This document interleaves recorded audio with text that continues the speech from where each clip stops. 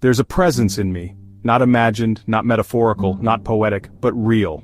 He doesn't have a name, but he speaks clearly, not with words I hear in the air, but with words I know, telepathically. His voice doesn't echo. It settles in me like a calm directive, a warning, or a gentle hand pulling me back just before I step too far. He's been there for as long as I can remember.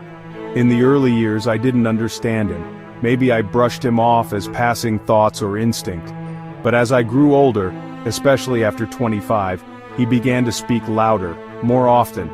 Not out of fear, not to control me, but to guide me.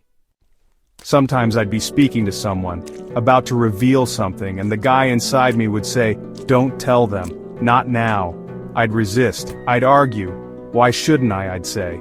And almost on cue the universe would interrupt. The other person would fall. Someone would walk in, a phone would ring, time would stretch, warning me again. And still, when I ignored him, I paid the price. Regret, consequence, confusion, all of it weighted just beyond the choice I shouldn't have made.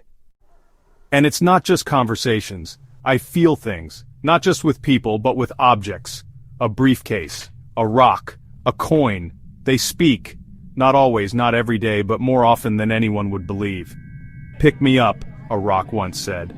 "Don't place me here," my briefcase insisted. "These aren't fancies. They're not metaphor. They're real. The world to me is alive, not just living but conscious." I don't feel scared, I don't feel broken, in fact I feel less alone. While others see the world as quiet and still, I live in a world filled with conversation, messages and presence. Maybe I'm not just hearing voices, maybe I'm hearing what others have forgotten how to hear. They say some people are born with thin veils, that the boundary between the seen and the unseen, the said and the unsaid, the living and the not quite living, is thinner for some. I think I'm one of them. And I think the guy inside me is part of that mystery. Not a burden, not a disorder, but a gift. He's my guide, my warning bell, my silent friend. The guy inside me is me, and yet more than me.